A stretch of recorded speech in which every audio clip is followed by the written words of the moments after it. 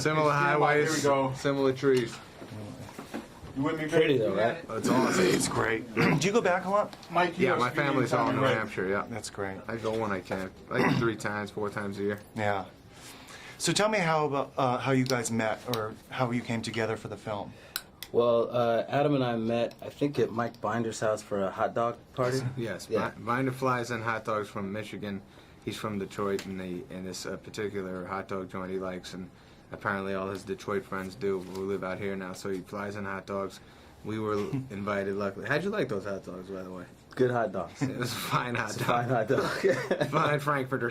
That's right. And then we hung out at that party. But we had mutual friends. I heard how great Cheadle was as a guy a bunch of times. And you've seen his films, of course. Absolutely. Hotel Rwanda, Knew the these man. great films. Yeah. Was it a chance meeting? It wasn't. He didn't set it up for you guys to meet for the script or the directing. Well, I mean, he knew that when I met Adam, I already knew that Mike. When I met Mike, I knew that Adam was involved in the movie, and Okay. he just wanted us to meet because I think he thought correctly that we would hit it off, Yeah. and it would be good to have us kind of build this relationship that we were going to have to rediscover in the movie. Well, obviously, that's the most important thing, because the movie wouldn't work without that relationship. That's right.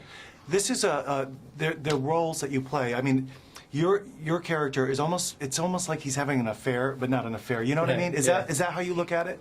Yeah, I mean, well, he's definitely cheating on his relationship. It doesn't matter who it's with. He's cheating on the relationship. He's not being faithful to the things that are going to make that relationship work. And I don't think it's malicious. I just think it's what happens a lot of times in relationships when you're with somebody so long and you start taking them for granted, and the next thing you know, you're not plugging them into the things that are going on in your life, and you look up and how did we get here? And I think that's where he finds himself. So it's great when he finds, Charlie.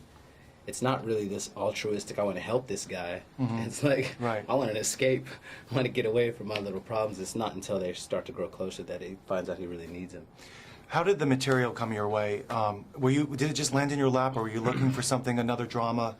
My guys who find stuff called me up. Hey, take a look at this, and I read it the first time. I thought it was an amazing script, but honestly, I think I was more excited to see the movie with a great actor in my part. I hope they get someone good for that, because I can't do that, man. Did you really think that? I swear to God, I said no in the beginning because I was too scared to do it.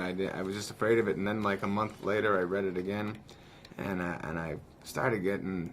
Partially, I was thinking, if I do see someone else in that part, I'm probably going to be mad at myself, man, Right. because it's such a great role and such a great story, and I just committed to it. So you pigeonholed yourself, actually. Which Yeah, people exactly. do that all the time, and I know that your movies are successful as comedies, and they want that. Right. Producers. Right. So you're right. I mean, it's not like it wasn't a typical thing where I was pigeonholing, because I think I can do a lot of stuff. Of course. But this one, I was afraid of it 100%. I didn't know if I could do it, and I ultimately just gave it a shot. And it's a big thing if you don't do it right, especially for Adam's Exactly, character, yeah. for the real survivors of this and who are walking around dealing with it, he's carrying a lot of weight. Yes. But you've already Punch Drunk Love. I mean, you've broken out of the successful comedy that you've done. I've done stuff that I actually, when I did Spanglish and Punch Drunk Love, I was safe, felt safe there anyways, because of the material. I just connected with it. This guy, I was just having to do, this is not my life at all, and I had to just make a whole new character's life up, and I was afraid to do it, but like I said, I accepted the challenge, and I'm glad I did. You know what? Also, too, is you have the comedy as well, and it's a different type of I can't line. believe that. Yeah. You're right. I didn't know it was going to be as funny as it is the movie.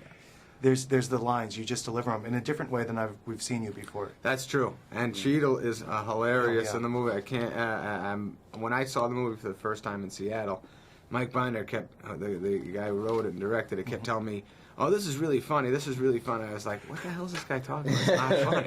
And then I saw Cheadle in front of the crowd destroy I kept going, it's like Eddie Murphy or something. Why is this killing as hard as it is? And it does get in heavy places a lot throughout the movie. So it's not just it's not a typical comedy, but there are I think so that it helps helps that the lighter moments help to really make the heavier moments land. Well, congratulations anyway, both of you. Thank you. Great, Good to see great you. movie. Thank